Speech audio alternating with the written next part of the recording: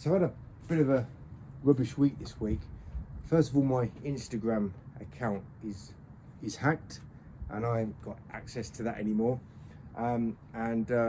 Today I lost a customer the excuse was we're going to try someone else, someone who is deaf, cannot speak and is blind.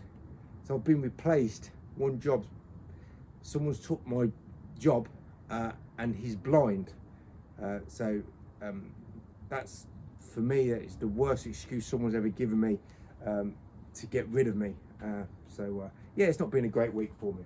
Right, so years ago I used to use very big squeegees. When I first come to YouTube, must be over 10 years ago, way over 10 years ago, you often see me use 30 and 36 inch squeegees, and the reason why I was using that is because a lot of window cleaners who were using it on YouTube wasn't using them as effectively as I was using them, you know, I just thought bigger was better. But obviously that didn't stay like that, because I realised that there were better ways of working, using different techniques and sticking to the principle of using the right size tool for the right size or type of window that I'm working on, but not just going mad with the biggest tool that I could use to get the windows clean. So we haven't got a huge window here, but if I wanted to use this squeegee, now the bigger the spread, the least I'm going to move with my hand, but that's only one part of the puzzle, cleaning this window here. I have to close out really to the side here because it was just too big I wanted to get the move wasn't really focused there. If I would have started lower, maybe I could have closed out to the bottom, but this window is jacked, so I need to make sure that this window looks reasonably better, because the job isn't finished. Now, moving the squeegee the least amount is a good idea in principle, but you know, in practice it creates a lot of mess. Now I've got to now move my hand and arm around with an extra tool to get a better result. So it's not a good ideal way of working. So I like to think that over the time I've improved dramatically in terms of what I talk about and show in my videos. And the problem with a lot of window cleaners is they're stagnant. They're exactly the same as they were a few years ago to like a decade ago, and they're still working the same, and that is working longer, harder, slower and getting less results. So what I realise is I want to stick to the principle, because I'm the biggest proponent of using the right size tool for the right size pane of glass, as well as the right type of technique for the particular window that I'm working on. But I don't need to go excessively big to get this window cleaned in a very minimal amount of time. So really, for residential work, this is probably the biggest. I'm sometimes using an 18 inch, but most likely it's going to be a 16 inch. And what you'll find is, although I'm using my squeegee much more, I can still probably get this done in 3 or 4 maneuvers and close out to the bottom, and I've got a much better high quality result, and I work less hard for it because it's just tool and technique. So I realised that tool and technique is massively by far it's the highest level of type of squeegee related work. Now there's many window cleaners on YouTube, and I wasn't upset with him, but I said to him just last week, people come up with ideas to either improve the tool or make the tool work less so it suits the person that's using it, so modify it basically. And I always said, if you focused on yourself, on modifying the way that you work using a better soap solution method that I've gone on about for many years, you won't need to waste your time to modify a tool to make it work better so it suits the way that you work. So most window cleaners modify the tool to make it go a bit more percent more, let's say, accurate. Let's say dog earing makes less detailing, but it doesn't fix. I mean, just a simple dog ear is pretty much useless.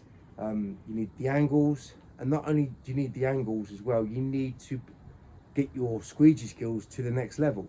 Now, if you're using the most efficient and effective squeegee, your squeegee skills will adapt eventually to the way that this tool is designed to work, and because it works at a much higher level than any other squeegee, that means your squeegee skills will go up the ladder in terms of effectiveness and efficiency as well.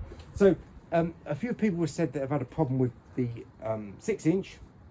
Well, you probably will have a problem if you're using the NXT blue rubber. But moving on to this window here, and then I'll do the one underneath. I'll just show you what I do. I just put the tool, wet it up first, put the tool in the right place at the right time, get that angle at the best angle possible to get that window cleaned, basically in a minimum move or figure 8 maneuver.